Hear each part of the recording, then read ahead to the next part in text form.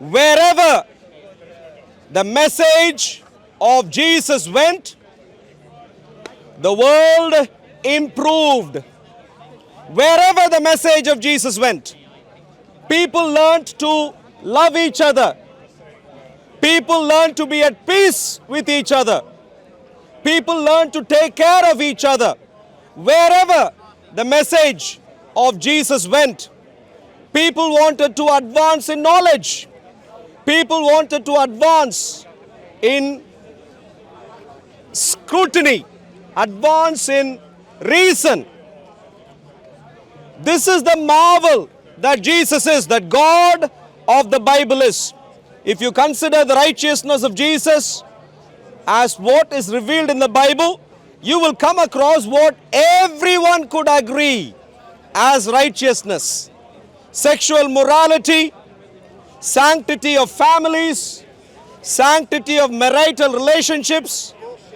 My dear friends, including for that gentleman who clearly is utterly clueless today, but he is a product of what Jesus gave in the Western world. That even after several centuries of having turned, nations having turned their backs to Jesus, nations still survive and excel. That is Jesus.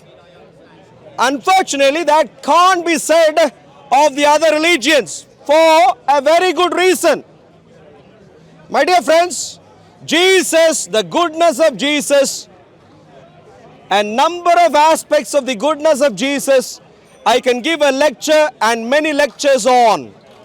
But consider the polar opposite of a religion. And that wasn't an accident, that was by design. The polar opposite of Jesus is, of course, this person called Muhammad and his religion called Islam. It's a polar opposite. If you examine things carefully, you will understand that anything God of the Bible appreciated, the Islamic Allah did not like, was angry at. Love, no, you can't love. Hate. Be at peace as best as you can. No, chop. Do terrible things, evil and so on. That's the Islamic Allah. Lay down your life, not just for your friends, but also your enemies. Jesus, no. How can we do that? That's the Quran. We will take the life not even of our enemies, but even of our friends.